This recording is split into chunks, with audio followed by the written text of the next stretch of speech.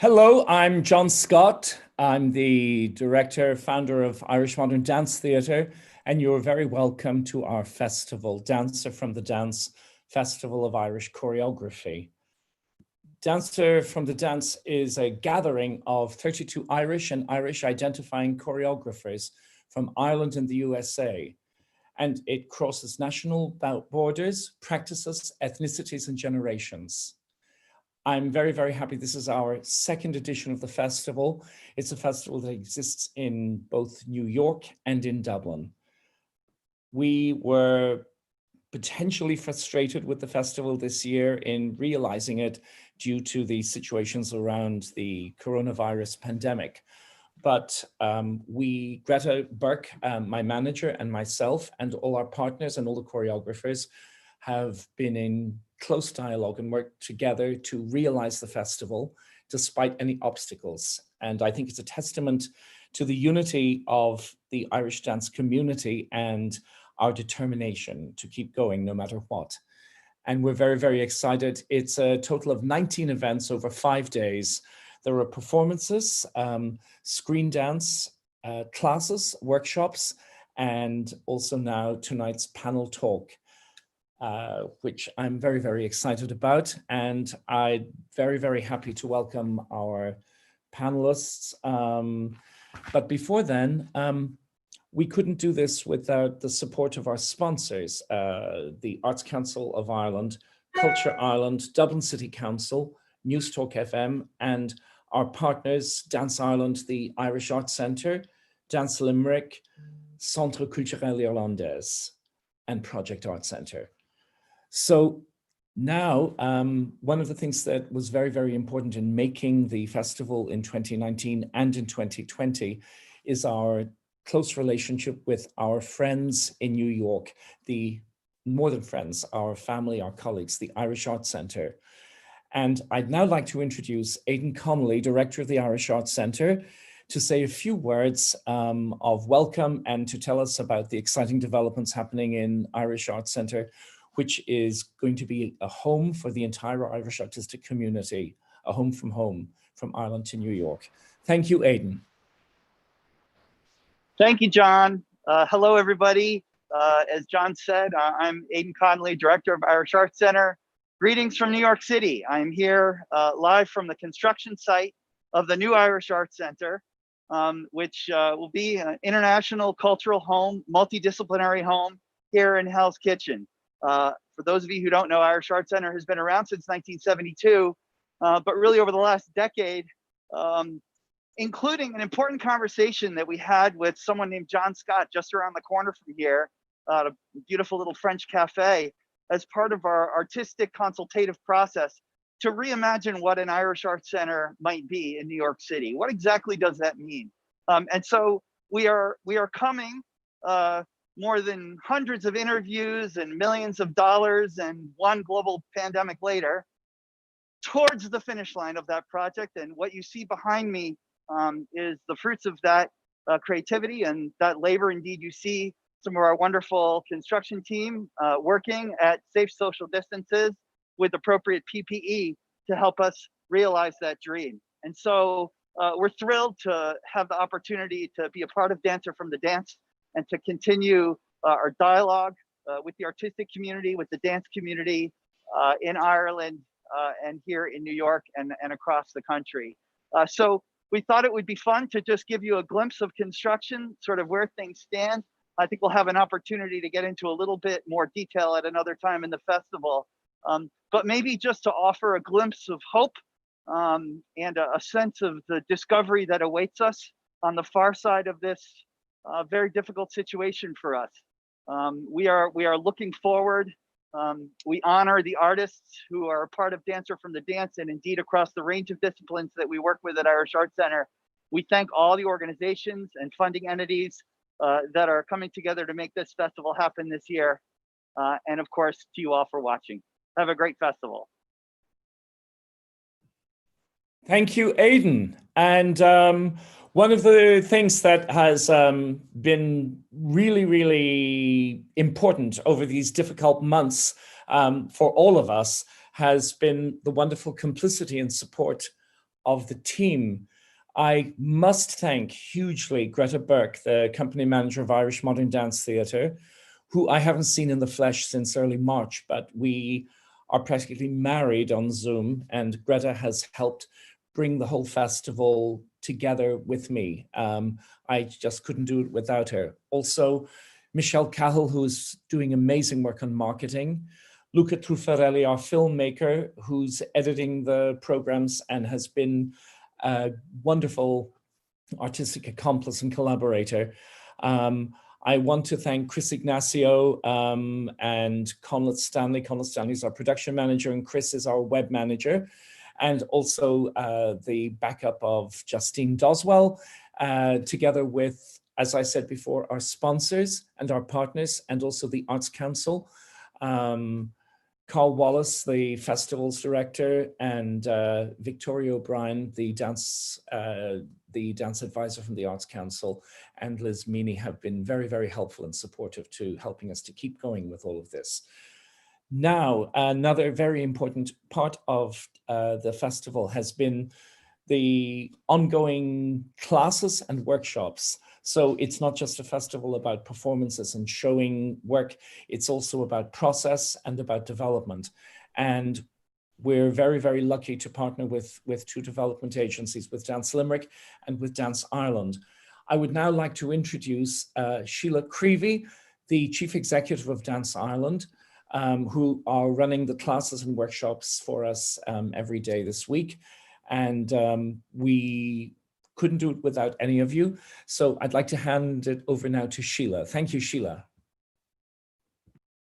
Hi, John. Thank you very much. Dance Ireland is absolutely delighted to partner with John Scott and Irish Modern Dance Theatre on Dancer from the Dance Festival.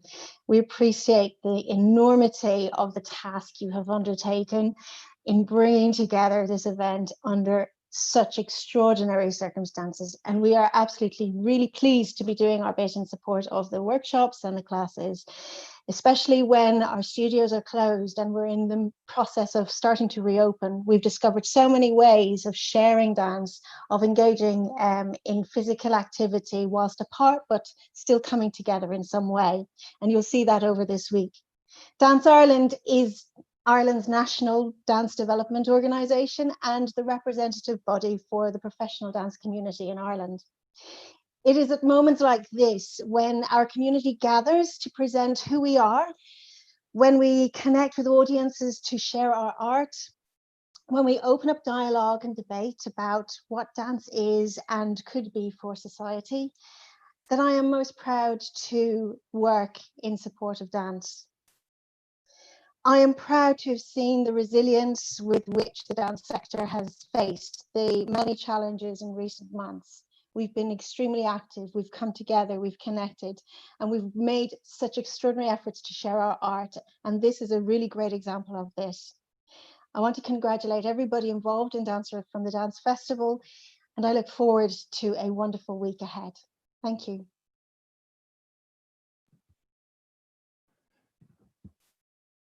Thank you very much, Sheila. And one of the things about Dancer from the Dance Festival and the New York connection that's very strong, it began as the result of conversations I had when we were performing at the Harkness Dance Centre in the 92nd Street Y with Catherine Tharon.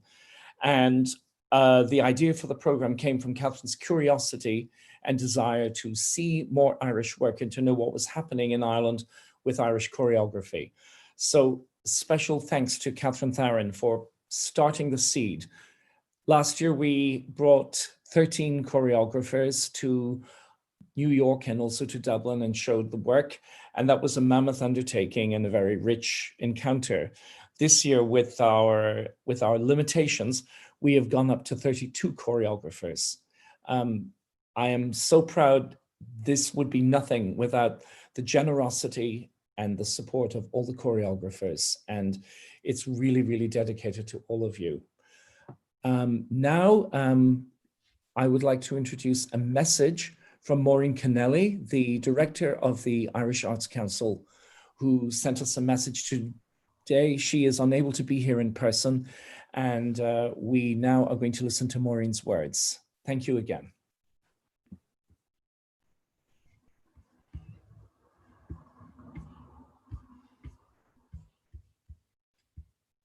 Hello, it's Maureen Connelly here, Director of the Arts Council.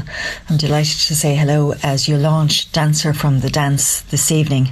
I'm sorry I can't be with you actually live. I applaud what you're doing here. It's absolutely fantastic to witness the unstoppable energy, vision and drive of the dance community in Ireland. It's incredible to witness how you've created these works and respecting HSE guidelines. I know that for the dance community in particular, the current protocols make life extremely difficult and challenging, and it's been really heartening to witness how you've overcome many of these challenges since the onset of the crisis. That's very much acknowledged and admired by everybody in the Arts Council. Dancer from the Dance also is terrific in terms of the gathering together of 32 Irish and Irish identifying choreographers from Ireland, Africa and the USA. It's wonderful the way you're crossing national borders, practices, ethnicities and generations with this work. The dance community has been particularly adept at reaching out to its audience and to its many, many supporters in the last few months. I wish you all the very best with it, and we hope to see you soon again.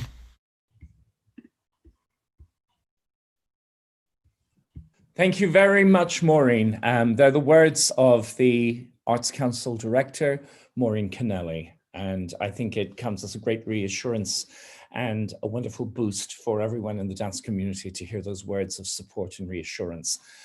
And now it's time to introduce our amazing panelists. And I would like to introduce Michael Seaver, who I originally worked with Michael, I think in 1990. Michael composed music for some of my early work. And I called on Michael again to moderate this panel, How the Body Carries Stories.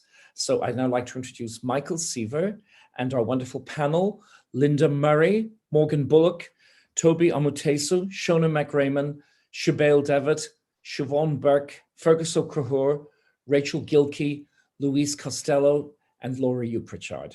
Thank you. Thank you, John. And welcome to everybody. Some people are sharing the Zoom meeting with us here, others looking at YouTube and Facebook Live. So you're very welcome wherever you are. As John listed there are 10 speakers this evening, each of whom could fill hours of interesting conversation, but unfortunately, we have a short time, so we're just going to kind of move along as quickly as we can. But as with all great conversations, hopefully this is one that will spill over into other forums. Unfortunately, we all can't go to the pub afterwards and continue the conversation, but hopefully some kind of conversation will take place virtually. Any conversation takes place within different contexts. Physical context, emotional context, or psychic. And right now, we're under the cloud of COVID-19. We're living under lockdowns, travel restrictions. We've little or no physical interaction with those we love. And also, we are coming to grips with deaths. Over 500,000 worldwide. New York, it's had pretty horrific levels. Over 200,000 cases and probably 20,000 deaths. And in general, right now, for dance and for society in general, there is this sense of enforced stillness. But it's also a period of simmering anger and unsettled politics. Certainly the Black Lives Matters has become a really important force, not just in the USA, but protests are now worldwide as systemic racism is being pushed back, and this is, as I said, in Ireland as much as in the USA. More specifically for dancers, stillness means no work, no creation, no income, no contact, and yet we go on. So festivals like this, through this we've found a way to engage with our audience, to connect, and certainly people like Morgan Bullock can reach much to all of our jealousy, can reach millions of views with her fantastic dancing. But for this discussion, we're leaving the virtual aside and we're returning to the live body, the real physical thing that contains the sum of our experiences and that reveals these experiences to those who view the body. The title, How the Body Carries Stories, begins with a how and not a what. So we can all accept that, yes, the body does carry stories, and what interests us in this discussion tonight is how that happens, and we're going to get perspectives from a whole range of people. John has just listed who they are. So I'm going to begin talking to Sibéal Davitt, who is a Irish dance artist and choreographer. And Sibéal, carrying stories can also mean carrying tradition or carrying training. You yourself have trained in contemporary, classical, and sean-nós dancing. You've done your MA in contemporary dance at UL. So can you identify different strands of stories within your own body and experience as a dancer? Hi, Michael. Thanks very much.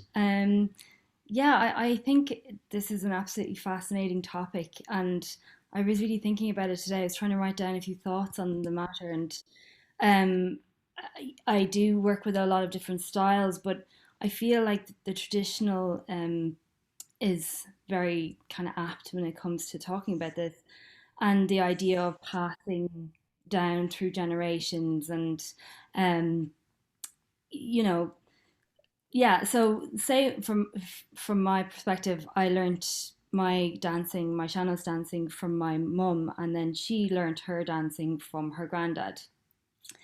And I love the idea that I'm acquiring something that's handed down through generations, and that when I'm performing my own movement, but there it's kind of engraved. There is a history or a handing down engraved in it. So I think that does tell a story. And I'm interested as well. I mean, in my practice, I'm kind of obsessed at the moment with this notion of realness, and when you create a movement or when you're creating a piece in the studio, and how you're really trying to get the story across, and how that can, by the end of the process, be broken down.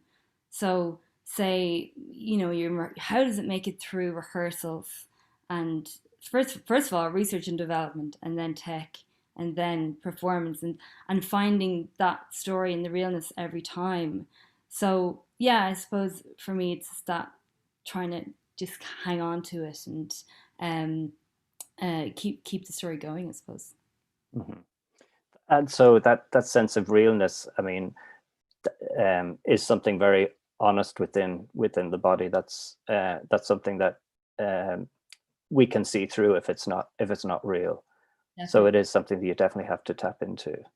Sure, yeah. Yeah, and I've been interested. I was asked, John asked me to perform something for this festival, and it was something that I performed in the past. It was something I performed in 2016, and I found it really challenging, but in a really interesting way. And it was really interesting for me to bring a piece into now, and the fact that my body is different, and I was different then, and I'm different now, but I'm the same. So it's like, mm-hmm. How does it feel now? How do I make it real now? How do I make it how do I make it relevant to myself? I'm sure like people watching it will find it relevant in some way, but how can I unearth what I was originally trying to tell? And I found it was a really powerful experience, actually. And I find performing can be just a very powerful way of experiencing time. Not to get very deep to start off the conversation. Yeah. But the body, again, the body tells its own story in time. So, yeah, so it has been a powerful experience. And Sorry, in the online realm, that notion of relevance is extra important because you're so limited with what you have. And so, yeah, that's it. And did the piece really change that much in those intervening 4 years? Well, what I made was essentially, the beats and everything were the same, and the timings, and it was the same track.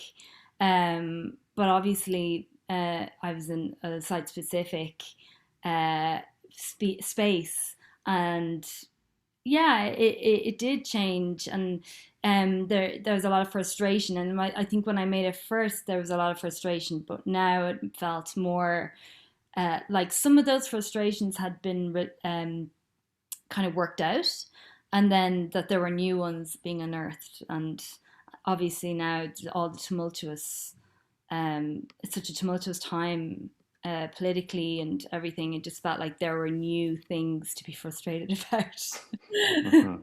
as there always are. So yeah, I think it's fascinating. Yeah. Siobhan, if I could speak to you. Siobhan Burke is a dancer and dance writer, dance critic with the New York Times. Siobhan, you wrote a piece a while back about being a river dancer yourself, ex-river dancer, and I just found it interesting the attitude that you seem to find in other people to this, and it's almost like something that you hate. But what I'm interested is in that sense of kind of fluid identities, fluid dancing identities. So like for you, one hand you're dancing river dance, on the other hand then you dance trio A. So how does the body change with different pieces, or in terms of the stories that it carries? Yeah, thank you. Well, just first to clarify, I've never actually danced the entirety of Yvonne Rainer's Trio A. 7 seconds though. I was in a project, a film installation project, where I was one of many dancers who danced 7 seconds of Trio A, and even that is actually incredibly challenging. And you followed on from Wendy Phelan, as far as I remember. I did, yeah. Wendy Whalen, the prima ballerina, and Mm-hmm. now one of the directors of New York City Ballet, came before me. Mm-hmm. So it was, yeah, that was an amazing project to be a part of. But yeah, I guess I've been thinking a lot about my own sort of identity as a dancer in relation to the title of this panel. And I'm primarily a writer now, but I come to that from my embodied experience of being a dancer from really the age of 4. I started formal Irish step dancing lessons at the age of 8. And, I think that recently, as I've grown older, I've come to appreciate more my very early experiences as an Irish dancer, and the ways in which I guess because I went from being kind of a competitive Irish dancer to then going to college, where a college dance program where the emphasis was on contemporary dance. And I always felt like I really couldn't move my body in the way I wanted to, just this limitation. I felt this immense limitation, just using my head and my torso and dropping my weight. And I think that for a long time, I was very kind of angry with this Irish dance training that had been, I don't want to say it was even imposed on me. I chose it. That's the path that I took. But I started to kind of see its limitations and be frustrated with those. But then as I kind of moved through that phase of kind of learning more contemporary dance, modern jazz, I started to realize that actually these ways of moving that I developed as an Irish dancer make me unique, and I began to find choreographers who were really interested in working with the way that my own body worked, and they were interested in that individuality. And so in my journey as a dancer, I feel I was able to kind of reconcile some of these tensions that had previously felt really like in conflict into something that just felt more holistic and into kind of accepting myself. But it actually took leaving river dance to really accomplish that. Yeah. Mm-hmm. And I mean, was that the day-to-day, I would say humdrum, but like that monotony of doing the same thing all the time that you began to feel in a box? Yes, it was. It was the kind of, there's not a lot of space for personal expression in river dance. It's a, very well-oiled machine. And I, needed to get into spaces that were more creative, more exploratory, more with a greater emphasis on improvisation, to really be able to kind of tap into something that felt like a truer dancer self. Mm-hmm. Yeah, great. Rachael, if I could talk to you for a bit. Rachael Gilkey is the Director of Programming and Education at the Irish Arts Centre. And yesterday when I went onto your website, the first image that came up was a photograph of Una Doherty from the first part of her solo Hope Hunt, where she's standing beside a pretty battered up car. It's not the usual Irish dancing body that people would think of. And similarly, the Irish Arts Centre, I know, commissioned Mufatau Yusuf's Observations, which is going to premiere on Thursday. So maybe you, as an American working within the Irish Arts Centre, do you see anything new within what has traditionally been perceived as an Irish dancing body? Yeah, thank you, Michael. It's an interesting question. I think if you approach it from perhaps an Irish American, a perceived Irish American perspective, the Irish dancing body probably lives much more in that traditional context, and more along the lines of what Siobhan was just speaking about. And I think something that has been exciting for myself as an arts programmer who has really only come to engage with dance from a more critical perspective as opposed to just an audience enjoying perspective in the last decade or so, is that you can get both. I think that what traditional dance can do and can deliver as an experience in the States as sort of both kind of honoring what has come before, but as well as what is Ireland now. I think that there have been some very powerful stories being told there. But you also have this really rich, vibrant storytelling tradition through the body, through the physical body in contemporary dance in Ireland, through artists like Una, Mufatau, Emma Martin, the work that Cheval has done with Kristen Fontanella, the sort of exploration of how traditional and contemporary can work side by side, or what might appear as the kind of complete, where perhaps Una's work wouldn't necessarily, you wouldn't look at that and see any traditional Irish within it. And I think she also kind of speaks about that. But, I'm also in the back of my mind is often this quote from Emma Martin from a few years ago when she's also talking about how contemporary dance embodies this Irish self-consciousness and how you can look at in a kind of in a communal aspect the Irish body on the dance floor, and how that is something that I think is a place for the Irish body to become unself-conscious or to kind of remove that self-consciousness. And I like seeing where that shows up in contemporary dance work.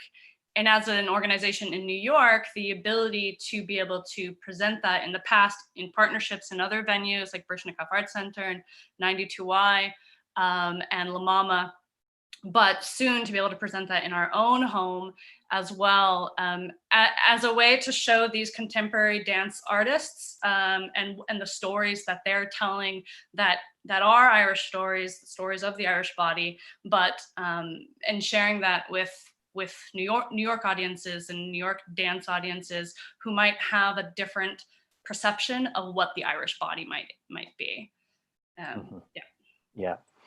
And Morgan, if I could move on to you, because you are somebody who, if they're talking about expectations of the traditional Irish American dancing body, you've confounded those. I mean, amidst the joyous celebrations and the invitations to come to Ireland from the Taoiseach on St. Patrick's Day, and your invitation to perform at Riverdance, hopefully that will happen at some stage, because I know that the tour was called off at the last minute. I mean, amidst this, there were some accusations of, cultural misappropriation by a small minority, and I'm not going to even discuss that because we all know that that's absolute nonsense. But I suppose I could just ask you to reflect on your dancing body and see and talk about how it carries stories. I know you trained in tap and ballet before you took up Irish dancing, and I think that journey is something that you'll be addressing in your piece on Wednesday. Tall and Straight, My Mother Taught Me. So could you talk a bit about that work and your own kind of journey? Yeah, as someone who does not fit the typical look of a traditional Irish dancer, I have always just had to be comfortable with doing something that's just completely unexpected. I always, whenever I introduce myself as an Irish dancer, people are kind of taken aback by it. They have to, just like I see a lot of suppressed reactions, and it's just unexpected. So I think my journey has been it has reflected on that a lot. I mean, it's something that is a huge factor for me as someone who is as passionate about Irish dancing as I am. And I think that the piece, Tall and Straight, My Mother Taught Me, is definitely just a reflection of my dance journey, of not being confident doing what was expected of me. I wasn't very comfortable doing ballet and tap. It was something I kind of just did because I was put into dance when I was 3. I always wanted to be a dancer, but I hadn't yet discovered Irish dancing. And as soon as I did, it changed a lot about me as a person, as a dancer. I started to feel more comfortable and feel like I could express myself a little bit more. And it's an interesting thing for me to talk to other Irish dancers about their experience with Irish dance, because I feel like a lot of people who were put into Irish dance at a young age, maybe by Irish parents or, living in Ireland or America, possibly being Irish American, I feel like it's almost seen as something that it's a hard form of dance to express yourself with, because of it's naturally kind of rigid.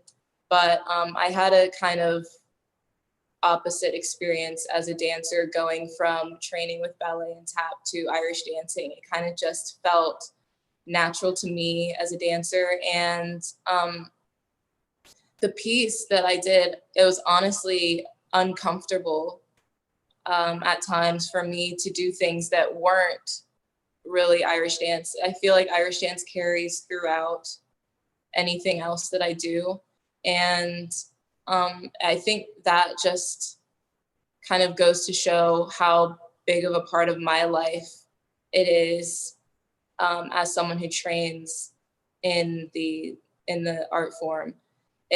It's really become almost part of my identity in a way, not in a way that it's overtaken other aspects of my identity, but it's just like, it's who I am. I'm a Black woman, I'm an Irish dancer, and those two things together make up. It's kind of like that like encompasses my story almost, because it's just like you can imagine just from those two facts that there's going to be a little bit of a, you know, there's something interesting there. It's different. So yeah, I think that the way that my body carries that story is just from, in whatever I do, there's Irish dance influence. Even as a student, a college student at a university that has a big focus on the arts, exploring other forms of dance, maybe going back to my roots in dance and trying to try out ballet and tap again. It's always going to be a mixture of Irish dance and everything else, just because that's how I came into being a confident person. And that's like, Irish dance is what took me beyond all of my insecurities and my self-doubt that I was experiencing before I allowed myself to grow as an Irish dancer and just accept the fact that I'm different. I'm always going to be different. I'm always going to be, you know, when I walk into a fesh, an Irish dance competition, a lot of people look at me because I don't look like everyone else there. So it's just getting over that as someone who going into it was not confident in myself has made me almost, it's just become such a huge factor in who I am today. Yeah. And another huge factor in your popularity is your willingness to take the Irish dancing steps and to, you know, put other music on it. So in other words, you're not completely stuck in the competitive dance world that this is the way it is. You're quite free, and you're willing to expand its expressive potential. Mm-hmm. Yeah, and that's been a huge thing. Just being able to use my training in a way to express myself outside of the box of Irish dance. I think it's important as participants in such a traditional cultural dance form to do what we can as Irish dancers to like spread the culture and maybe try to reach more audience than just people who are seeking out traditional Irish dancing. Mm-hmm. Yeah, great. Tobi, if I could speak to you for a while. Tobi Omoteso is a hip-hop dancer and choreographer based in Limerick in Ireland. And Tobi, you have a piece coming up that'll be premiered on Thursday called False Emotions Appearing Real. And in your introduction to it, you say it's the response was a fight or flight response, and the piece is an exploration of that. Could you talk about that and how you place your own body within that conflict as you see it? Basically I got the inspiration organically, and it came to me because of in light of what has been happening, and we seem to be battling with some sort of fear, and yeah, it's just to look at the responses that come to us naturally when we are faced with a situation that we can either we pose with two options or with two decisions, and the decisions are either to fight or you flee. And that's been a biological response throughout ages, from the dawn of time, and it's embedded in our bodies and our DNA.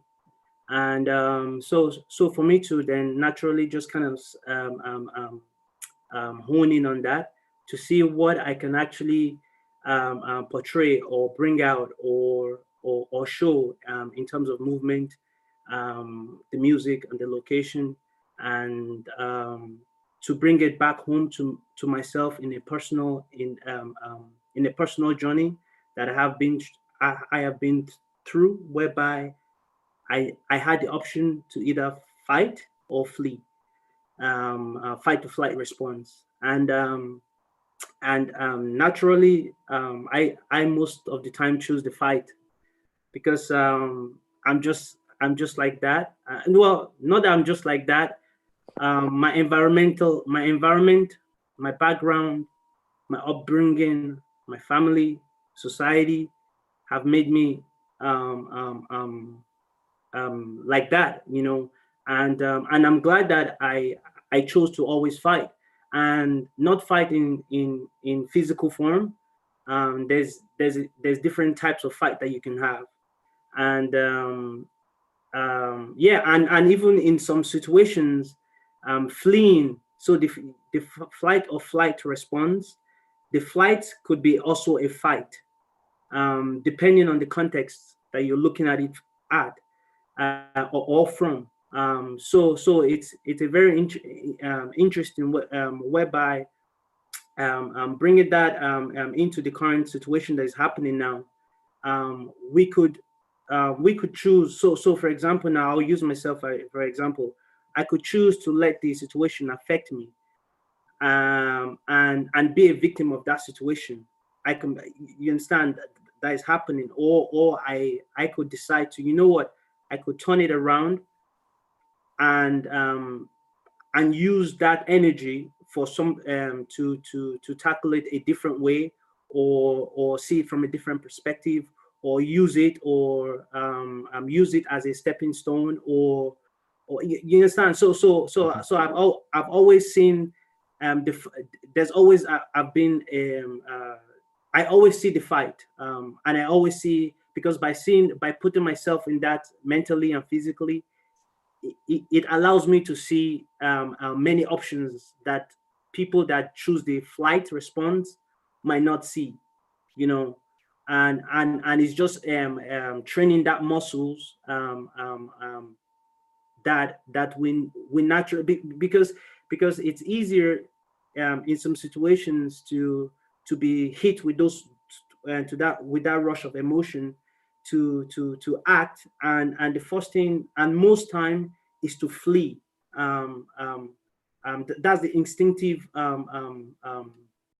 bias with the fight or fight response, whereby the fight is a more it has to be it's a more conscious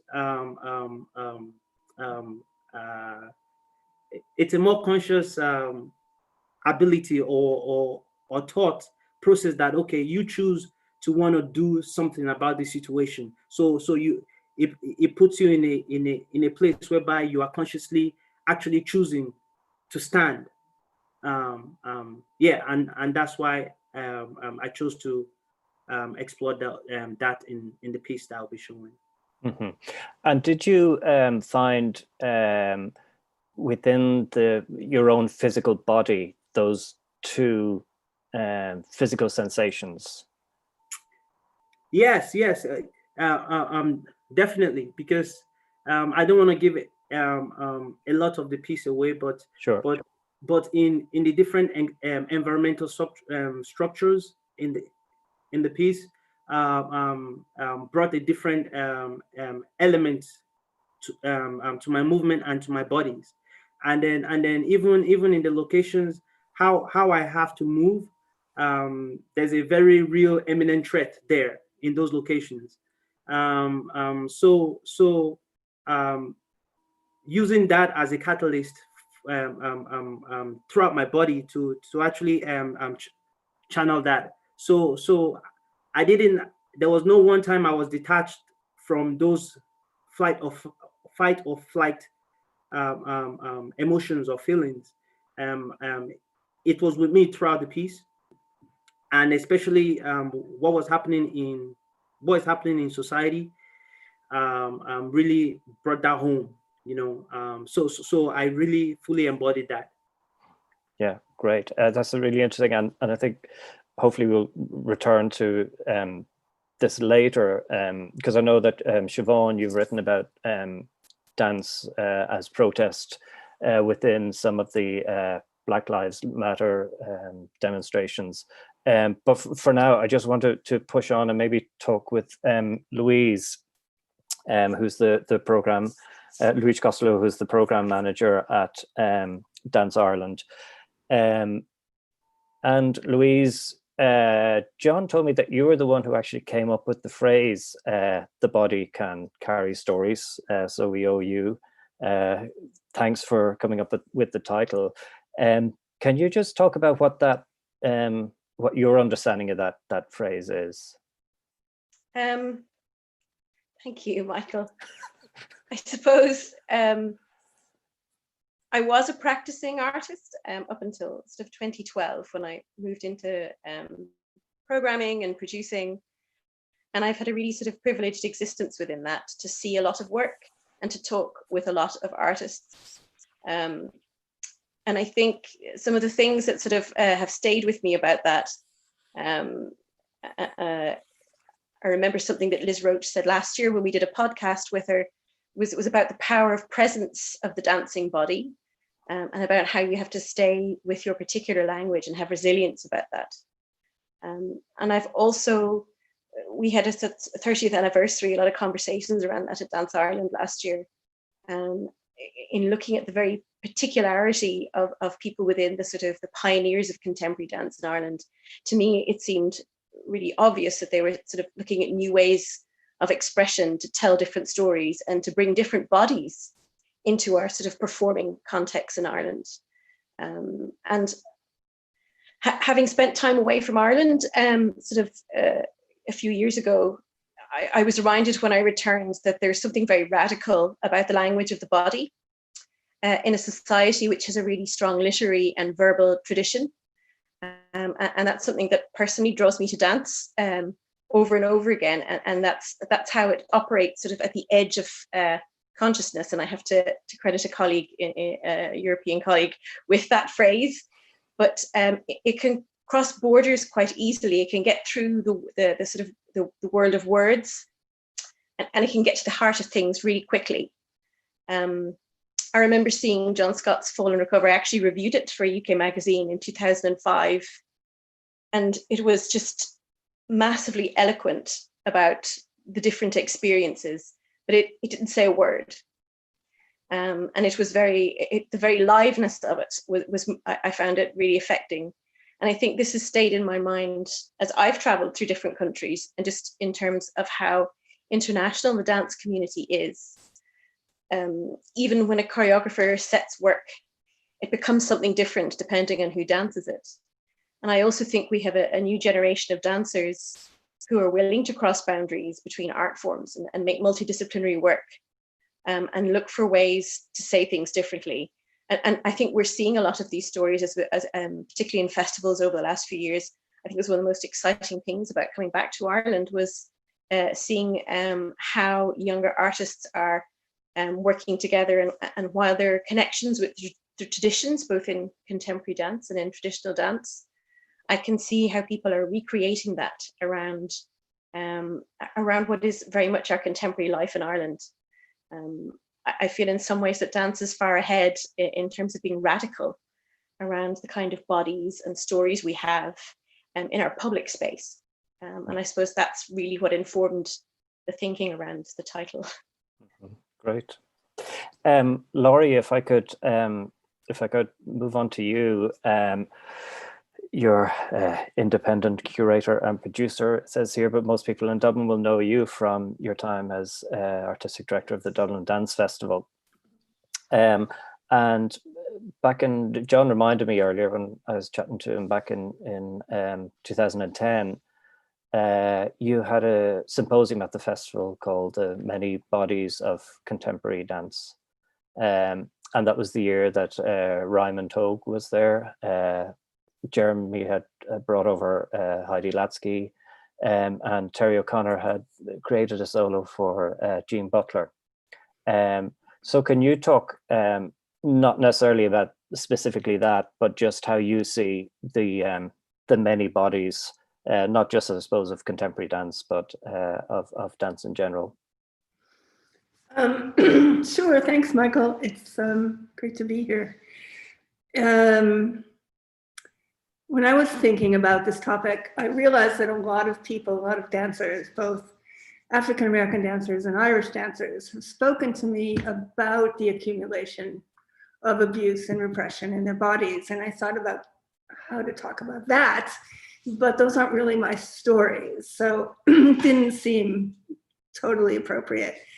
But it's interesting to me that it was 10 years ago that we had a thread in the Dublin Dance Festival about the different bodies of contemporary dance. And yes, that symposium was coordinated in association with Deirdre Mulroney and the Graduate Center, and that went really well. But even more, I guess, visibly to me,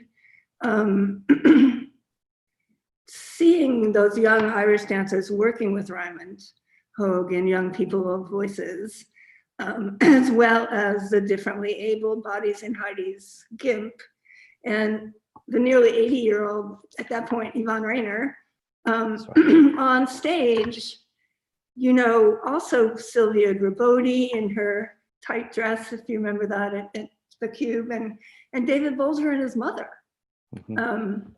premiered that year. And I think those bodies truly articulate the story of who can dance and why can you dance. Yeah. Laurie, I know you had pre-cooked videos and stuff. Is there something that you had wanted to specifically talk about? Or? Well, I'm actually the curator of performing arts at the Contemporary Art Center in New Orleans now. And we've been working with an artist from the Bay Area. Her name is Jo Crider. And she's working on a piece, she's made a piece called The Weight Room that we want to bring to New Orleans next year. And what I think is extremely illustrative of this topic is it's based on her own personal experience and others' experiences of having a loved one who is incarcerated. And so she has created with her set designer a set that has a lot of hanging chairs that represent the discomfort of the number of hours that she would have to wait to see her partner and other people have that same experience. And I just had 30 seconds of a video, which I think, if I could find, shoot. This went flawlessly in the rehearsal. It did, and now it's not coming up. But anyway, I can post the link for y'all, and I would just suggest watching it because at the conclusion, there's a lot of flying around a 20-foot pole, and that freedom, when you're talking about an incarcerated person, just it resonates so much that I find it really brings this topic into visibility. Yeah, well, certainly we saw a glimpse of it earlier on, and it looked beautiful. Yeah. Thanks, Laurie. Seona, can I talk with you for a while? Seona MacReamoinn is a freelance dance writer based in Dublin, and is often a colleague of mine on the comfortable critics chairs that you find in the plush theatres in Dublin. We were talking earlier, I'm just thinking of Una Doherty as an example of as a dancer who can perfectly embody different experiences. I'm thinking of things like Hope Hunt and A Belfast Prayer, where the male, angry male, aggressive male is like almost perfectly embodied by her. And Seona, just as somebody who has sat in theatres and seen an awful lot of dance through the years, have you noticed any change in or trends or anything that ties us all together of a Irish dancing body, or in more general how a body carries stories? Sure. Yes, I have spent quite a bit of time watching dance over the many years. I think one of the interesting things about the changes is really when you're looking at how the body carries stories, you also looking at the kinds of stories that have been either, kept secret, been repressed, and now there is a time to tell them, and that somehow everything came at the same time as almost, the nation state began to mature, and was able to manage to expose these stories.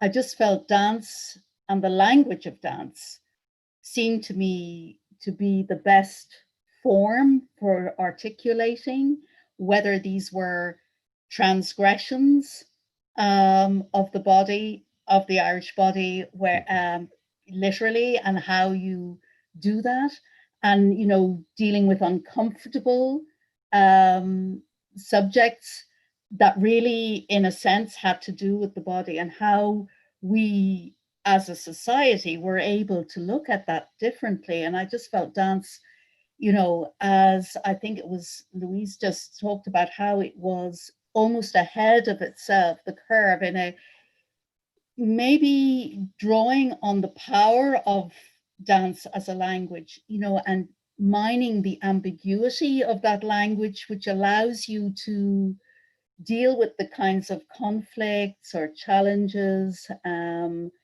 the contradictions in a very, very fluent and eloquent way. Again, echoing something that I think it was also Louise who was talking about the Fall and Recover piece that John Scott did many years ago. Again, the way that dance can deal with uncertainty and with trauma and with all those things. And I think it's been really good for the Irish body to have had, and for the society to have access to the fantastic choreographers that we've had who've, taken on troubling, difficult subjects. But it's not all dark too. I mean, I think also that, we've learned how to play again as well, and that there is, I just think that it's just been a very interesting journey that I think Seona's just frozen there. Hopefully it's not me that is frozen. But sorry, Seona, you certainly for me anyway, you froze. Yeah, I probably froze for the millions of viewers that we hopefully have. Sorry Indeed. about that. I don't know what happened. Yeah, censorship, obviously. Yeah, I mean, I think it's interesting that Fall and Recover has been mentioned twice, and for me, one of the way that piece worked, the only way that piece worked, is the fact that there were no words in it, that these people were using physical expression alone, because the words could not deal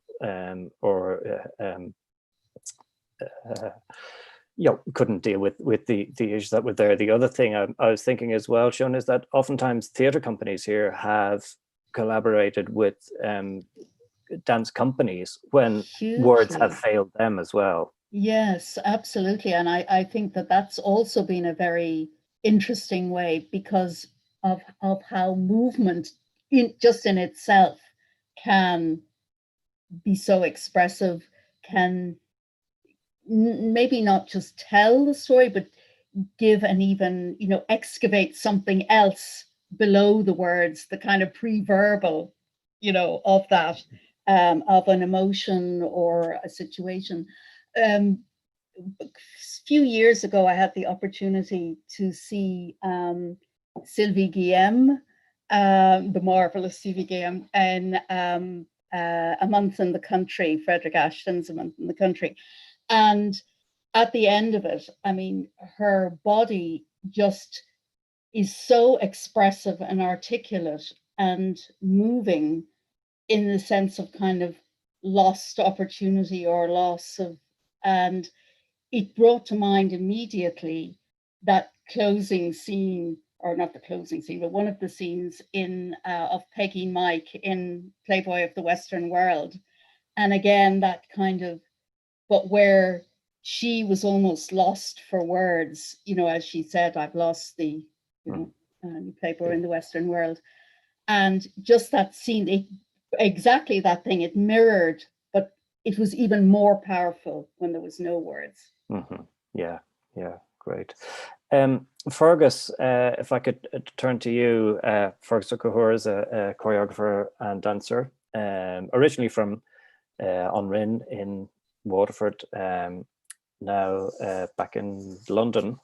And Fearghus, an awful lot of what we've been talking about have been people talking about some of their experiences and how that creates their dancing body. But I was really interested in something that you were writing in your blog about a workshop that you did, and you drew attention to the physical isolation that we're all feeling right now during the COVID-19 lockdown, and just how your physical being is also made up of other people, and how we often forget that. Yeah, I guess for me, it's very important. I mean, it's been something that I've been thinking about for a while, this idea of interdependence, because we're so, and I think it's an interesting thing to think about in our decade of centenaries, as we're going to be sort of thinking about what independence means. I think actually interdependence feels like a healthier aspiration to celebrate, because I think the idea of independence is if we were not related, not reliant on other people, is something that has suited a particular kind of economic approach for the past number of years. And actually nothing that I achieve is possible without the support of others. And the workshop I talked about was a choreography by a French choreographer called Aidan and it was basically a kind of guided clubbing experience. But it made me realize that when I dance now on my own in this room, which is a kind of bedroom and not very amenable for dancing, that the only resource that I have are the many people that have danced through me and with me. I feel them all of the time.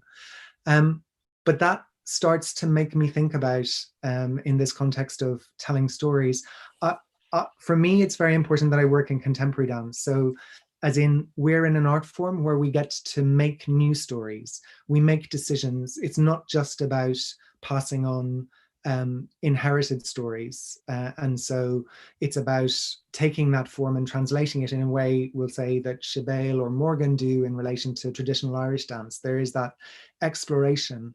And I think it's very important for me to think about, who's in the room, who's on the stage, who is allied with whom, because it's not about telling a story of how Irishness used to be. We get to help define what Irishness can be and will be for the future. And I think that's what's so radical about our work. And in a way, for me, it's important that dance isn't a language that represents, it's actually an action that does. So again, to talk about Fall and Recover, it's about who those people are on stage together, the work that they've done, or the work that Creevy does. It's important who those people are. It's not that they're representing, it's that they are. So I think that sense of what particularly live dance does, show up and say, this is the way that the world could be. I think that for me is both the challenge and the excitement of it. Yeah, and that's really an important thing. I remember years ago at a workshop when everybody was introducing themselves, I said, my name is, and I was immediately shut down by the person saying, your name is something, you have a dog, who are you? And I think that's exactly right.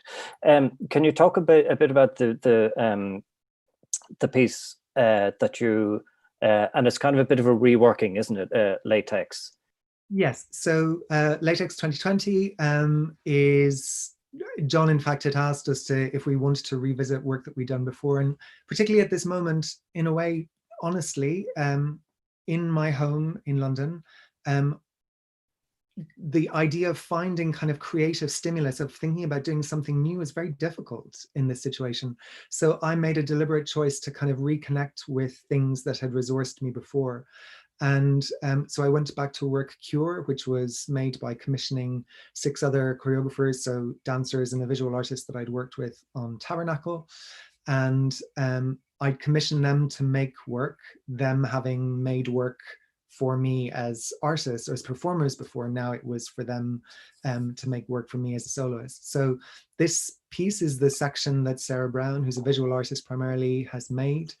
And it's been fascinating to kind of work across distance. So she's in Dublin at the moment, that it's actually through the material, this latex sculpture, this latex object, which I happen to have, but that she made, that it's through that she's made the choreography. And now it was a chance to revisit what that section looked like. It was actually made on its own before and then put together with the other pieces.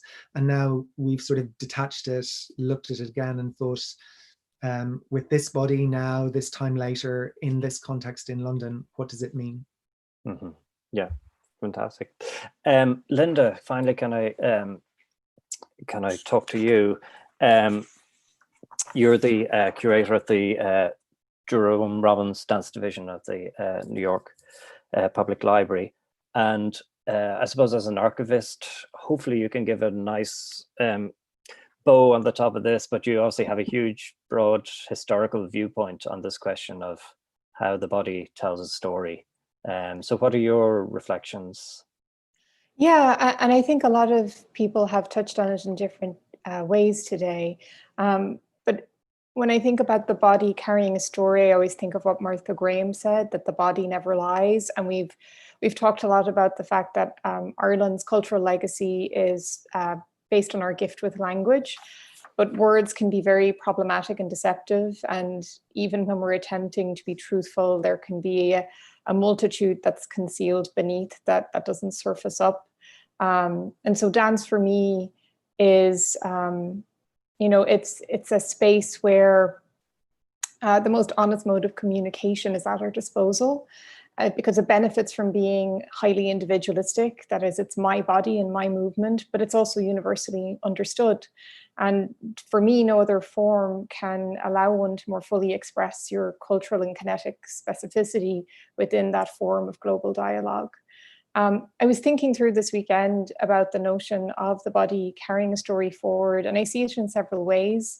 I think the concept that's most familiar to dance artists is that transmission of embodied knowledge that occurs in the studio, where we learn technique in our muscles and bones that's passed down to us by elders and that we impart in turn to the next generation. And in repertory as well, dancers safeguard choreography in their bodies and are often part of the process of sustaining choreographic intent through time. And essential to the very definition of dance is this methodology that relies on physical proximity, verbal cues, and an emotional connection. I think it's because it taps into the very foundation of what it means to be human, and it can be understood on a very basic level by anybody, but it simultaneously requires a level of heightened awareness and responsiveness that is beyond the grasp of everybody but a trained dancer. It's a mode of sharing knowledge that's not replicated in any other academic or artistic discipline in the same way, but that transfer of information is not exact. And in inhabiting technique or choreography, our bodies have to adapt from their natural inclinations to execute the movement. But each body is different and we compensate differently to achieve the same goal, subtly but incrementally shifting the original choreography toward a new horizon. Sometimes in dance, we resist this change, and I see that mostly in pedagogical technique, but other times you see choreographers really embrace that idea and they focus in on the individual gifts of their dancers and adapt previously composed work to suit the bodies of the present rather than trying to hold on to a version of the past, which I think is what Fearghus really beautifully called interdependent body. George Balanchine in particular, I'm always surprised that people are particularly strident in defending Balanchine choreography, because he was so inclined toward this approach of reworking masterpieces to suit the needs of dancers of different generations that his artistic partner, Lincoln Kirstein, wrote a position paper in the 1950s that choreography may lie outside what can be protected by copyright law, because dance is so influenced by the very fact of who is doing the dancing. And in more recent years, there's a wonderful dance and disability advocate and choreographer Alice Shepherd, who was working over here, who brought to my attention the fact that the UK granted additional copyrights to dancers with disability to choreographic work made by somebody else, as their own bodies radically transformed the original choreographic vision and intent. There's another part to carrying stories, which I think has also been brought up. I think it was Seona who called it an excavation of emotion, which I thought was a lovely way to phrase it. And that's, you know, it's kind of the way we carry stories as individuals, particularly our trauma, and that's inscribed in our bodies. And this is something that can be brought out through somatic practice.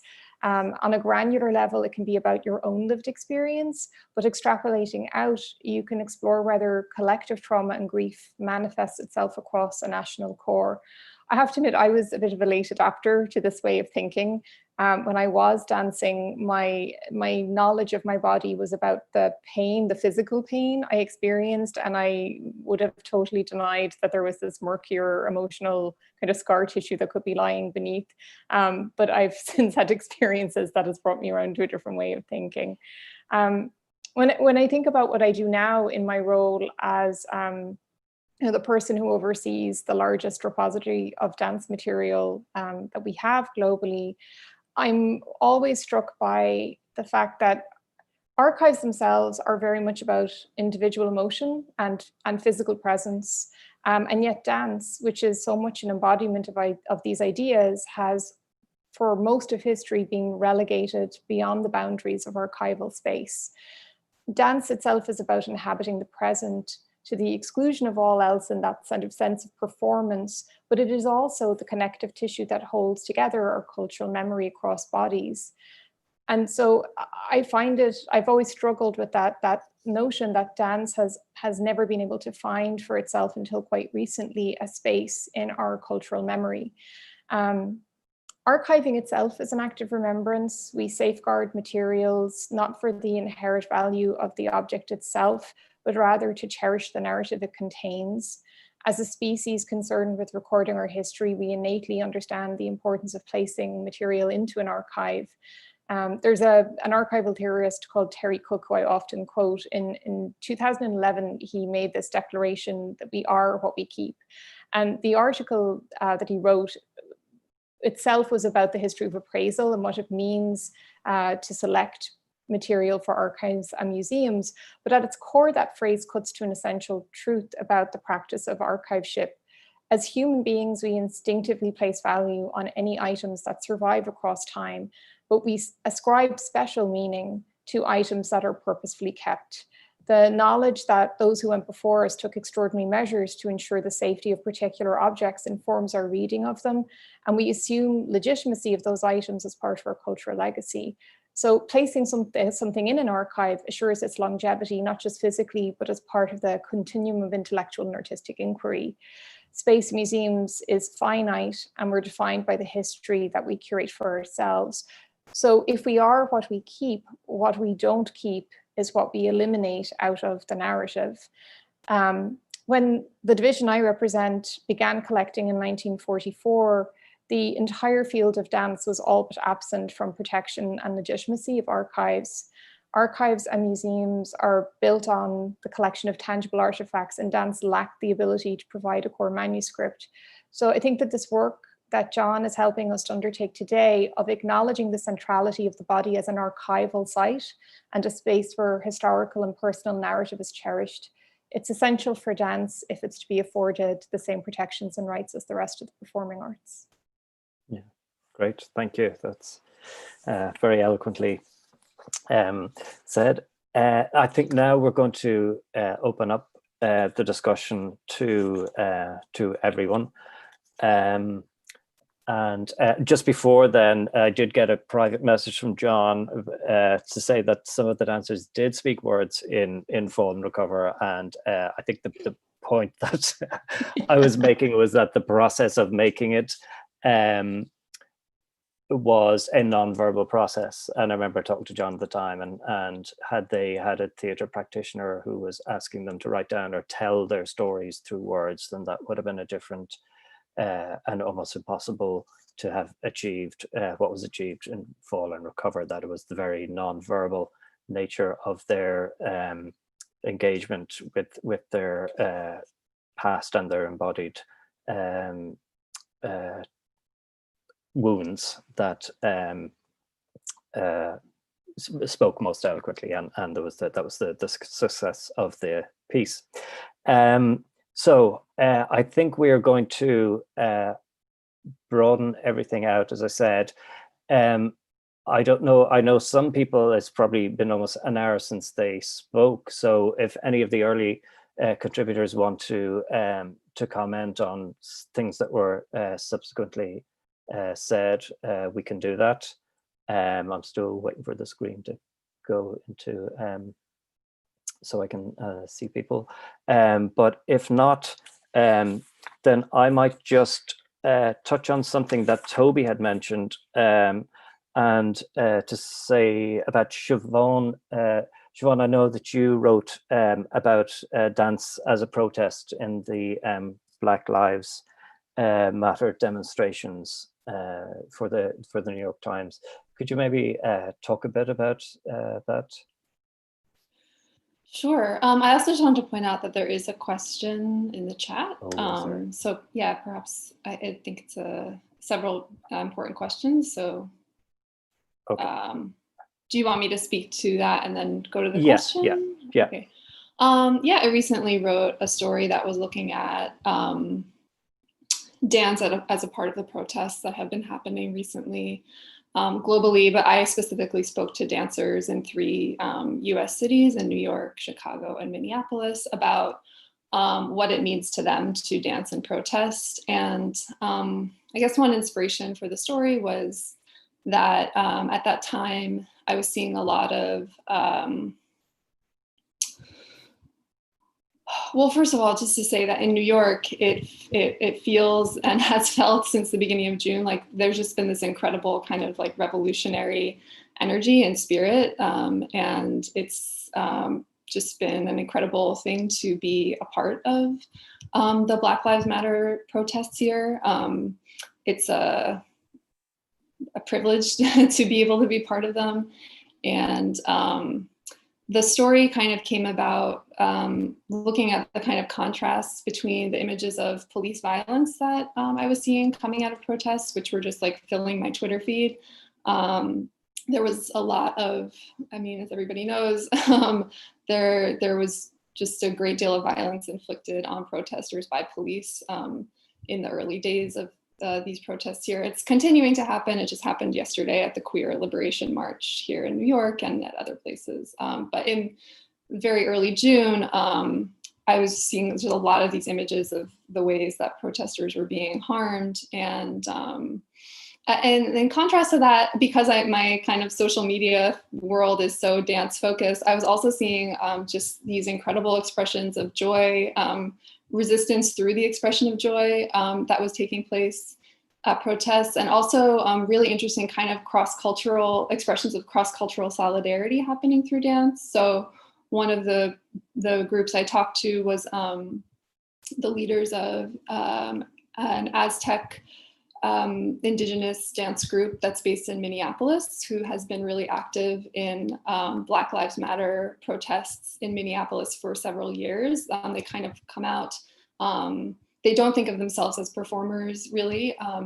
They come out and they dance, sing, drum in solidarity with Black Lives Matter. And I spoke to, I feel like, again, like these aren't really my stories to tell, and you read the stories, read the quotes from the dancers, click on the links, watch their dancing, watch their videos. But I spoke to, you know, a group of ballroom Vogue dancers in Chicago who were kind of, through voguing, kind of speaking to the importance of transgender people in the Black Lives Matter movement, and kind of trying to recenter trans perspectives been pushed to the side. And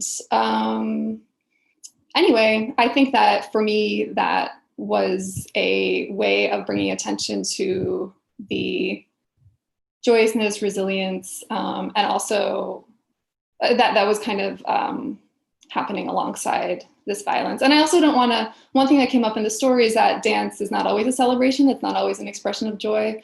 And that it can be a place to kind of release a lot of incredibly, like more difficult and painful emotions. And also a way of a kind of form of spiritual connection, a form of prayer, a form of connecting to ancestors, depending on, what your traditions are and where you're coming from. So there's a lot of discussion going on here, Siobhan. That's so perfect. In New Orleans about the second lines, which are typically follow a funeral procession and include music and dance in the street. And the fact that people have not been able to celebrate or give tribute to those who have died in that way has been very hard on the culture here. Yeah. Any of the other panelists want to join in on this? Fearghus, yes. Maybe Tobi, sorry. Yes, go ahead. It's just to add with what Siobhan said there, that because personally my art form was created from such movement as such that is happening with the Black Lives Matter. Hip hop is a protest and is a heavily involved in sorry, my word fails me. Activism. Yeah, there you go. And yeah, so it's amazing to see that coming. Well, I won't say amazing, but at the same time, it's just to see that come almost like full circle, whereby the art is still very much used for that. And well, in my circle, anyways, and the pioneer of the art form that actually created the art form took to the street with the Black Lives Movement up in New York, and they had their lino out, and they showcased where voice feels. They use their body to actually almost touch the human heart where our voices or language fail to, and the response was very much well received. Yes, and just to see that and to see that art form and that art is still used in that way, for me personally, kind of touched a string in me that, okay, yes, that the art form I've been lucky enough and blessed enough to practice is still keeping to the authenticity of the art form. So yeah, and Siobhan saw it, like voguing is a street dance, is a street style. There's no academic institute where you can go and learn voguing. It's still very much a culture-based, standing for the LGBT and transgender community, and dance is and that art form is part of the street dance culture, and is a culture that's still very much used to actually speak where word fails. Yeah, I think it's just so important to recognize that many dance forms, as you're saying, have just always been a form of protest. Yes, yeah. Exactly. And that's where they come from. Yeah. Yes, Fearghus. I was just going to say, I think it's important to address the kind of question or provocation that Matt Goff has posed for us in the chat, which is asking around kind of diversity and in Ireland, and who gets to kind of shape the stories. One of the things that maybe Matt asks, do words fail because they reveal the issues we don't want to deal with? And I guess I'm someone who's like committed to dance and to movement, and I think I would have to own that is probably something to do with my trajectory as someone who's come from a very language-heavy culture, where verbal articulacy is the kind of currency that it felt to me the most radical thing to do was not to talk, but to show up, and to show up in relations with different people, and to do that in different ways. So I want to say that I would argue that in our context in Ireland, that is valuable, or in particular context. But the thing that I'm taking from Matt's comment is, of course, there are important moments when to speak, and to speak out, and to reveal and to tell the truth. Those are also important. I think I want to still hold on to the possibility that just the gathering of people already, even before they make their kind of claim, is a powerful political message. But absolutely accept what Matt is articulating there, and what that might mean in Ireland. What stories do we need to tell?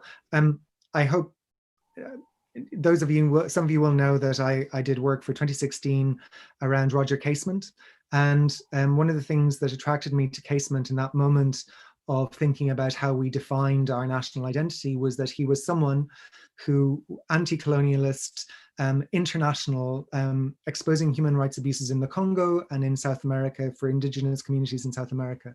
So for me, it was very positive to imagine a story of kind of Irish foundational myth that was already connected with the experiences of other people. And I know that, like, the Easter Rising was looked to by Black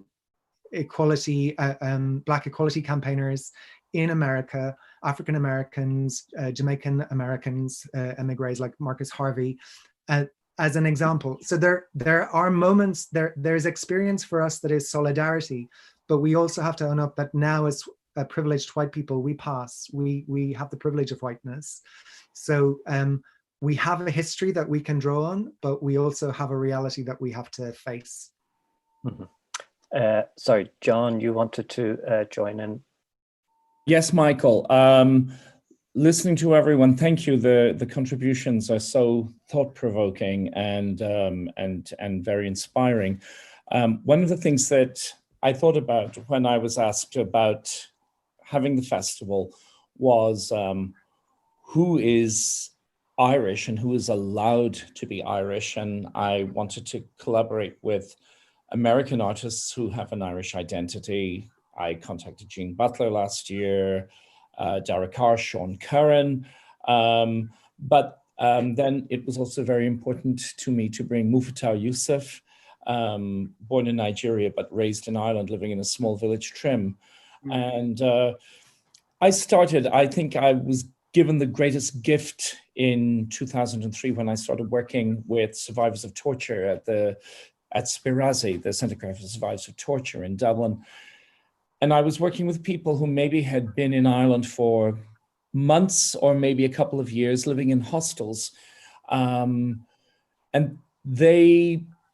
whatever was in their experience and whatever happened to us together in the room, which were therapy workshops, were turning into the greatest artistic experience and workshops of my life. And it connected me. It made me feel more present, more real as a human being, as an artist, and also as an Irish person. Then simultaneously, the people I was working with were getting deportation orders. I ended up in the immigration office, sitting with a couple of activists in case somebody, when they were getting their deportation order stamped, was going to be snatched away and taken upstairs. And I had this woman who had college students from UCD waiting to protest, who knew how to lie in front of the place where the van opens to take people to the airport. And I thought, I'm a choreographer making a piece, and what the hell is happening? And it wasn't horrible. It was horrible, but it was also something very beautiful and very real. And then when we have to fill out immigration papers for Homeland Security to bring people to New York to get their work permit, and they have to write their country of birth. And these people, maybe who I worked with, most of them are now Irish citizens, but we go abroad, we travel, and you arrive in the airport, and some of the people in my work are not pale with freckles and red hair, and they come out of the airport and people say, "You're Irish," and I almost want to punch them every time. I think, what the hell is your problem that you have to even question this? And who is allowed to be Irish? Morgan gets racist attacks because she is practicing an art form of Irish step dancing in America. And she is so gracious about it, so gracious. And I don't know how she can be with everything that's happening. And something I think it's in a way beautiful. I read this interview with Ta-Nehisi Coates a week or two ago of that there is maybe a chance for optimism now, despite the violence, despite the pandemic, despite these things, about how we all universally have to define ourselves and well, the white privilege, but the right to be a citizen of wherever. And that's one of the things that made the idea of an Irish dance festival, and people who know me, my work has so many influences of the American postmodern, of German expressionism, of other European trends. I don't know. I never took an Irish step dancing class in my life, but I feel so Irish. And I'm losing my train now, but I've kind of gushed enough. But there is something, yes, it was the challenge to define Irishness, or rather to destroy the concept of Irishness, or to remake the concept of Irishness, as Fearghus said, in an interdependent way that connects us all. And that we are now even talking in New Orleans, in Virginia, in New York, in London, in other places, and we're sharing these things. There is something deeper happening, and I am so proud to have a festival that it's not even that it's a festival, it's to show the differences and the similarities. I don't know what is Irish anymore. I don't think we can really decide what that is. This is about just opening it up. And because I have sat in deportation offices, I never forget that moment. I smell those offices. I smell solicitors' offices. I Google horrible things that happen in countries so that you can bring them to the lawyer so that that might help prevent a deportation. And I have never got over that. And it's in my guts whenever I'm in the studio, and it's in my guts when I'm planning this festival. And when people say some horrible racist thing to somebody because they don't look Irish enough. I have a West British accent and a kind of an Anglo-Irish identity. And when I open my mouth, sometimes people say, "You're not Irish, you're English," or "you're," that's fine. I look fine. My husband is Brazilian. Sometimes we get stopped at the airport and he just gets asked simple questions, but because of that. And I don't know. Yes, other people are being killed for that in other places. So we're lucky here, but I've had my explosion now, so I'll let you go, but I had to say that. Thank you. Thank you, John. John, I don't know how we're doing for time, John. Should we keep the discussion? I think you muted yourself. John, I think you muted yourself. I think you're still muted, John. There you go. Oh, can you hear me now? Yes. We are a little over time, but I think we, Chris, can we keep going? Yeah, why not?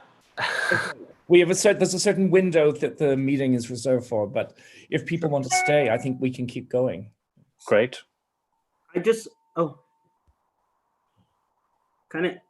Yeah, Tobi. Yeah. I just want to, the question that Matthew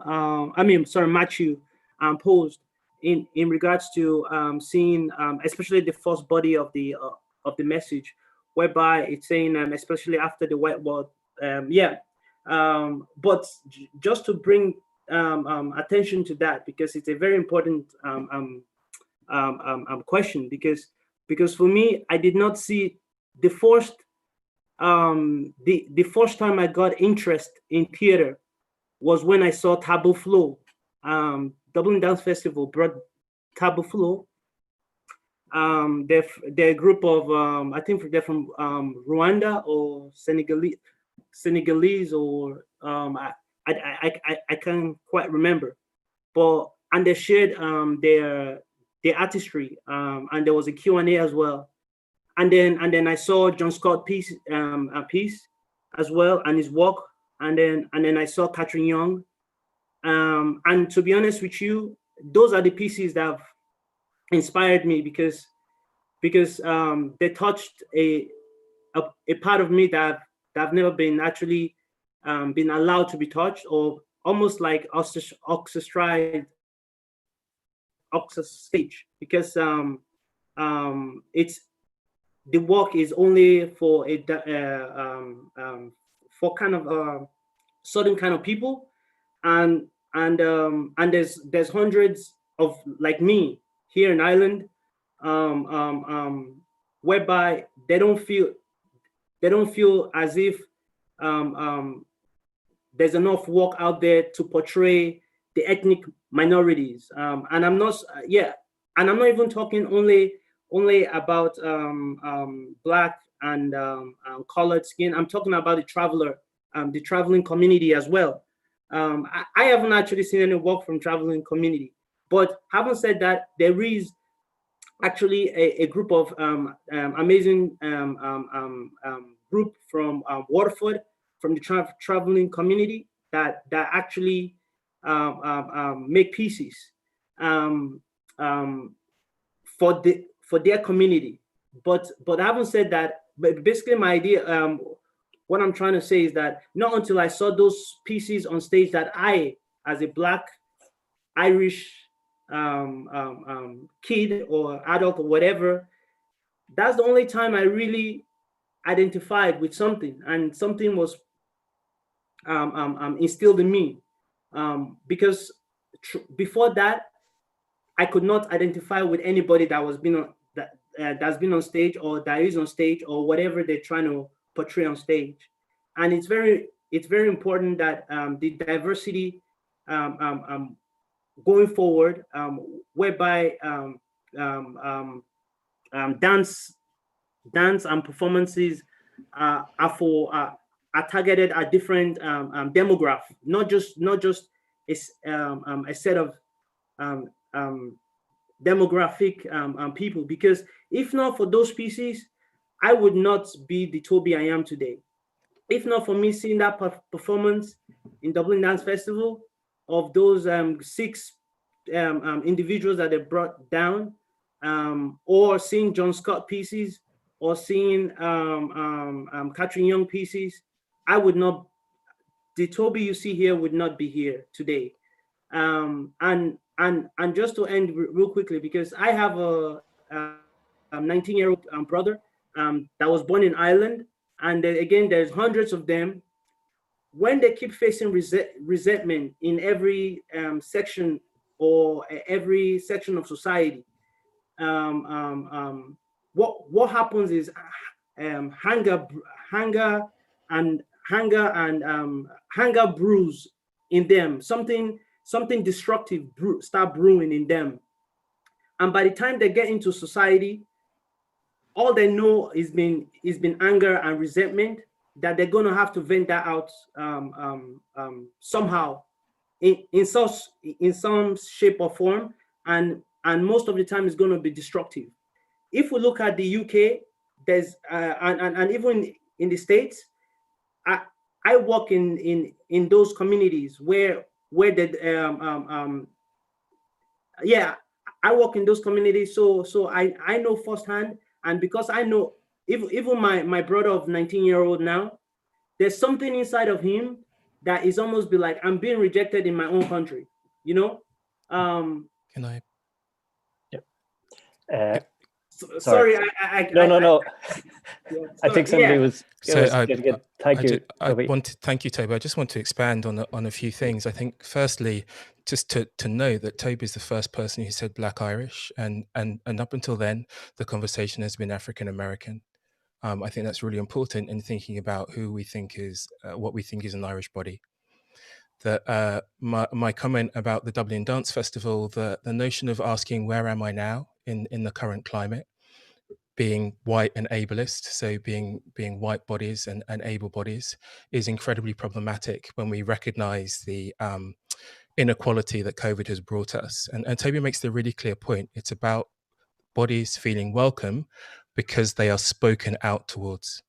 I feel, and it's my perception, I'm based in England, in Wales, actually, let's be more specific. I did my master's at the University of Limerick. I have a very close affinity to dance in Ireland. It means a lot to me. And it felt there was a silence from the dance community in terms of Black Lives Matter, which says we don't matter, that Black lives and Black dancers don't matter in the wider scheme. And so, you know, Siobhan was actually really articulate about this in terms of saying that actually it's about voices speaking for themselves, not voices being spoken about in terms of other people. So it's incredibly important that the choreographers, the teachers are diverse because they share a plurality of voice, that critics are diverse because they have different perspectives. And yes, there are things that we might not want to talk about because they're difficult, because they're uncomfortable, because actually, yes, many people deal with their daily trauma in a gracious way. And I think it's really important that actually those things are articulated. People feel valued as bodies. People's stories speak when you let them talk about their own experience outside of other frames, and that isn't always happening in dance. If it was, we would be looking at a much more diverse and equal dance sector. But that isn't what we look at. That isn't what we see. And so we have to acknowledge that actually not all those stories are being valued, that not all those stories are being allowed to be told. And we have to find ways and action beyond conversation to enable that to happen. Thanks, Matt. This format is difficult. I can't see if people are kind of raising an eyebrow or a hand to come in. So other panelists, I can't see you, but do join in if you. Sorry, was somebody speaking there? Yeah, it's Benjamin. Benjamin speaking. Hi, Benji.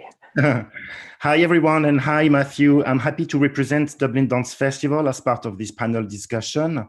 And Matthew, I appreciate your comment about this element of the program. And I feel you, I read you, though I would say that you are commenting a very small element of the program of the festival. And Dublin Dance Festival is far from being perfect, though I have the feeling, and I feel confident knowing that Laurie Uprichard is in the room. I feel confident saying that Dublin Dance Festival has a pretty diverse, eclectic, and open-minded program in comparison to some other festivals that are running, that are presenting some other art forms. Once again, I really appreciate the comments, and we all have to make a lot of efforts, and we will. Though I would defend a little bit the diversity and the eclecticism of the festival as it stands for about 15 years now. But thank you for the comment. It's important. Okay, thank you, Benji. And I think Sheila wants to get in on a comment. Yes, I do. Thank you. And I really appreciate Matt bringing this up. I think it's really important that we do address this today. And he's right, there hasn't been a very sort of proactive response to Black Lives Matter from the dance community. Everybody is speaking their own voices, and there's a real sense of urgency around this as well, just to reassure those who are not sort of based here, not feeling this every day, that there is a sense of urgency around that. And just from our perspective, I just wanted to sort of say a couple of words on that, because I didn't want anybody thinking that we have not responded because it isn't important to us. And I wanted to sort of say a little bit about what Dance Ireland has been doing in this sort of respect. So we've been taking time to listen and to educate ourselves and to reflect on our own behaviors and actions, because I think that's what we are all, each of us, called to do, to be an ally or to be anti-racist, or to really think about how we can support everybody to see and hear and feel those stories that they want to tell or they need to be telling. We want to examine ourselves as an organisation first before considering taking a position on behalf of the membership. So in the midst of all of this activity in response to the pandemic, our recent change in leadership, I joined 2 months ago. It's been a very big time of change at Dance Ireland. And we want to take, and also wanting to take any actions that we take to be consultative, to be authentic, to be embedded in our daily practice. We feel that it's best to be really considered in our response to the Black Lives Matter campaign and how we are ensuring we're addressing diversity, equality, and inclusion in all that we do. So one of the things that we're looking at, we're exploring at the moment, is the idea of establishing a critical friends group. The purpose of this group would be to draw together staff and board and sector representatives to engage in a process of critique of our policies and procedures in terms of diversity, equality, inclusion. And to undertake this, we want to engage the support and input from leaders from Black and minority ethnic communities, deaf and disabled artists and representatives. We know that the sector is looking to us for leadership right now, but we want to do it right, and to reflect this in our values and to embed it in any of our future planning and activity. And we're always open to have this conversation and have this dialogue. We want to change from the inside so we can represent everybody meaningfully. Okay, thank you, Sheila. Any of the other panelists want to join in on this? I'll just say briefly, I'm not as embedded in the scene of contemporary dance in Ireland, right? I'm based here in New York, but I think I really appreciate Matthew's comments, and especially his comment about needing a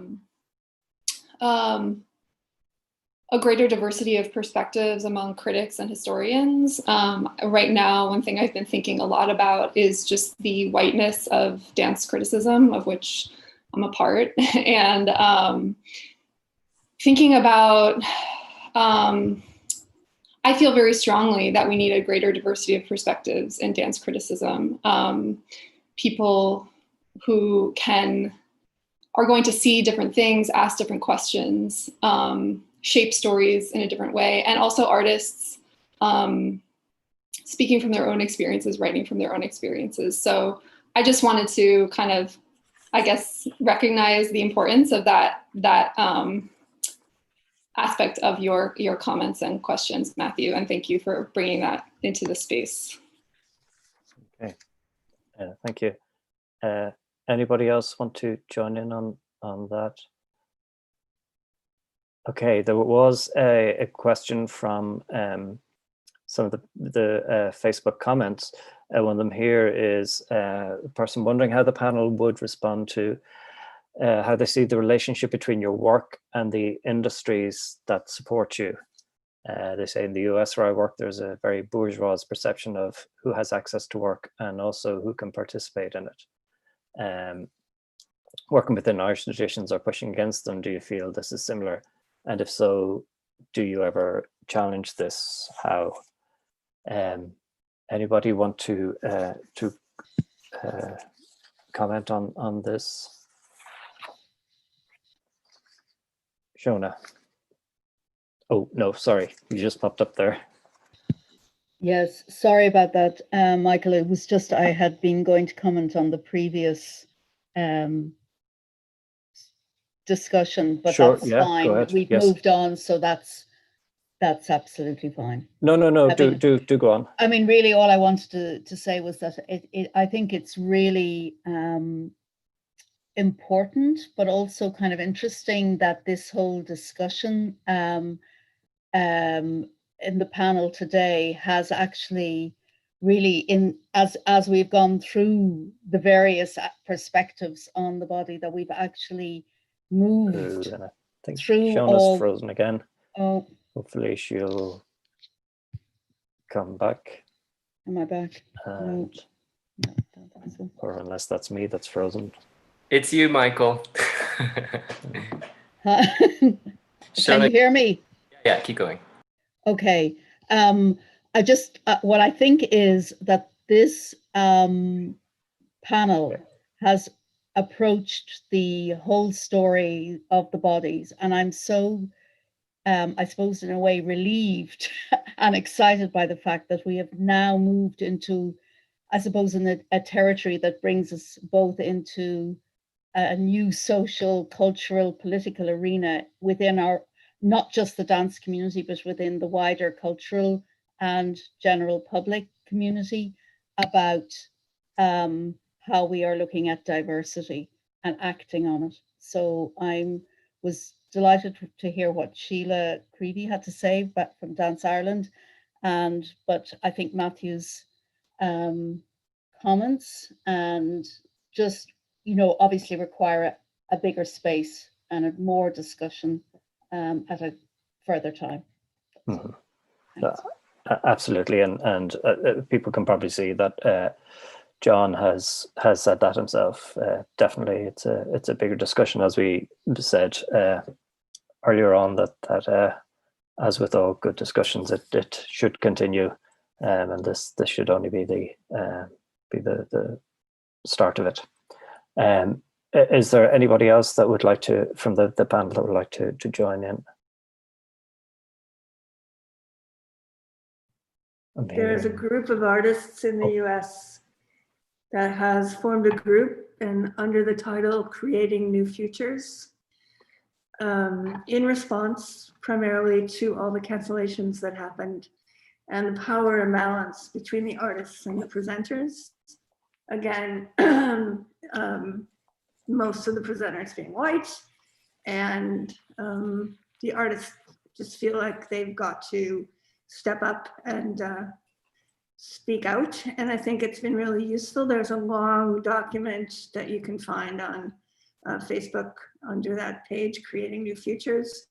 And I think, I mean, a lot of us are participating in that and talking about how to change the contracting process with artists so that the fee doesn't wait until the very last minute, and understanding the artists are working up to an engagement prior to the engagement. So it's just been an interesting and very vocal group. There were 7,000 people on a Facebook call that Miguel Gutierrez and Unita Castro organized. It was pretty amazing.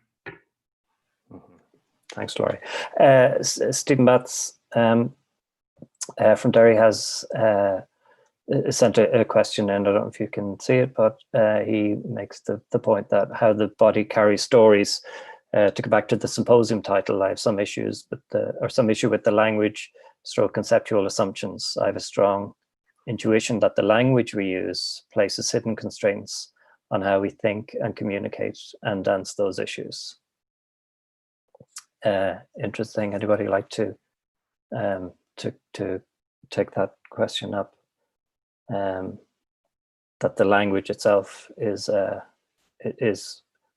constraining factor in how we dance and communicate with the body. Am I going to have to volunteer somebody? I can speak about it. Thank you, Fearghus. I mean, first of all, there isn't the body. There are many bodies, and bodies are made in relation to other bodies. So that's one place where we let the language sort of, we maybe think in terms of a kind of abstract, but also universal body that doesn't take into account the fact that we all have different experiences of bodies, and that's changed by our culture, our gender, our sexuality, all those sort of things.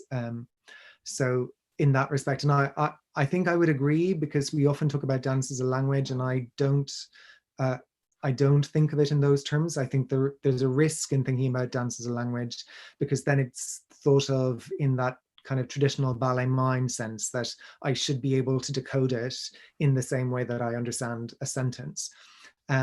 Now, maybe it's a language more like poetry, as in elements that we understand and recognize, but actually the energy comes in a way from the space between the recognizable elements. That's what happens in poetry. It's not necessarily how, it's the space between two words and how they resonate, rather than a piece of prose that's telling you the cat sat on the mat. So in that respect, maybe, and I don't know what Stephen has in mind, but in that respect, maybe I would agree that, but that's often the challenge. Like, here we are speaking, we're not dancing now. So we're in the land of translation. So we're making the accommodations that we have to do in language because we're talking. Okay, thank you. Fortunately, I've been given notice that we do need to wind things down. John will just have a final say. As always, John Scott has the final say. But just to thank, first of all, the panelists. It's been absolutely fascinating, and as I said in the very beginning, to our conversation with any one of them would have been fascinating. Unfortunately, we had to distill everything down into this this time, but I think it's really planted a seedbed for discussion. And I think John has already said that, you know, maybe this is something that we can develop during the week, and hopefully set a stage where we can further discuss these issues. I also want to just thank Conleth and Chris behind the scenes, who've been keeping everything running and got us set up and ready to go. So finally, can I just hand over to John, who I think has a few parting words. Yes, thank you. I'm not muted. Yes, you can all hear me? Yep. So thank you, Michael, and thank you all the panelists. Really, really great. And thanks everyone else for coming. The festival continues till Friday. Tomorrow we have a class from Ashley Shen at 10 a.m. It's free. You just go onto the Dance Island website and follow the link. And then in the evening at 5 o'clock, there is a workshop on trunk stabilization and alignment from the amazing Peggy Gould. And then Cheryl Therian and Ashley Shen are teaching in alterance all week at 10 a.m. And there are workshops from Faye Driscoll, Gezel Mason, and Rachael Shield. So then tomorrow night at 7:30, every night this week, there is a performance of short works by 30 choreographers. So please tune in, and thanks again, everyone. Good night.